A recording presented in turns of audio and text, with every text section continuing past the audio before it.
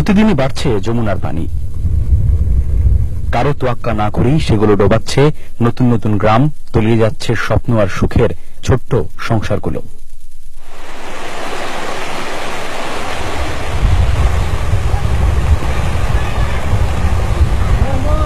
পানির সঙ্গে যুদ্ধে পরাজিত মানুষগুলো তাই সামান্য সম্বল নিয়ে ঘর ছেড়ে আশ্রয় কেন্দ্র কিংবা শুকনো জায়গার সন্ধানে। সেই তালিকায় শিশু যুবকের পাশাপাশি আছেন বৃদ্ধ বৃদ্ধাও। কোন রকম জল ডিঙিয়ে শুষ্কতার পথে তারা, মানুষের সাথে পাল্লা দিয়ে পিঁপড়ারাও নিরাপত্তার খোঁজে। থাকার ঘর পড়ে গেছে, পাকের ঘর পড়ে গেছে, পরে বাস করে দিয়ে হানা দিয়ে খেয়ালাম। আশ্রয় খুঁজে পেতে ব্যর্থ মানুষগুলো জমা হয়েছেন কিছুটা শুকনো রাস্তায়।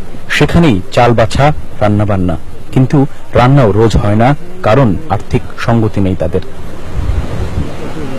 যারা কিছু একটা জোগাড় করেছেন তারা নিচের বন্যার পানিকে অগ্রাহ্য করেই অন্ন তুলছেন মুখে। বন্যা পীড়িত মানুষের একটি অংশ রাস্তার ধারে সেই মানুষগুলোকেই কাস্টমার বানিয়ে টুকটাক ব্যবসা করছেন। সেখান থেকেও রোজগার সামান্য, অভাবের সাথে মোকাবেলায় খুবই দুর্বল। সংসার কিভাবে চলে আপনাদের বন্যার মধ্যে রাস্তার উপরে? খুবই কষ্ট চলতে, বুঝছেন, 1-1.5-200 টাকা ইনকাম করে মনে করেন খুবই ডাল ভাত আলাই কোনরকম খাওয়ায়। 7 দিন ধরে চলা বন্যা মোকাবেলায় ত্রাণের অপ্রতুলতার অভিযোগ নিত্যদিনের। অভিযোগের পাল্টা উত্তর নেই জনপ্রতিনিধিদের কাছে। 7 টন সরকারি বরাদ্দ পেয়েছি, তাতে আমি 700 পরিবারকে মাল দিতে সক্ষম হয়েছি। আমার কমপক্ষে 20,000 পরিবারকে মাল দেওয়া প্রয়োজন, সরকারি ত্রাণ দেওয়া প্রয়োজন। একটা পরিবারের মিনিমাম 5 থেকে 7,000 বা কারো 10,000 টাকার প্রয়োজন প্রতি পরিবারের। তাতে আপনি মনে করেন মিনিমাম 10 থেকে 15 লাখ টাকা মানে ঘর মেরামতের জন্য প্রয়োজন। পরিসংখ্যানের বাইরেও একটা জীবন আছে। সেই জীবনে জামালপুরের বন্যা দুর্গত মানুষগুলো জয়ী নয়, ভীষণভাবে পরাজিত। কারণ অসীম অভাব, উদ্যোগ সামান্য।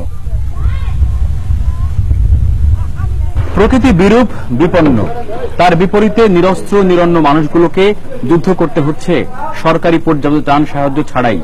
এই বাস্তবতা তারা বলছেন যে আসলে সঠিকভাবে আক্রান্তদের এবং দুর্গতদের পরিসংখ্যান ঠিকঠাক করা না গেলে তৈরি হতে পারে ভয়াবহ মানবিক বিপর্যয়, আক্রান্ত হতে পারে আরো অনেক নতুন মানুষ। আশিকুর রহমান শ্রাবণ, নিউজ 24, ইসলামপুর, জামালপুর।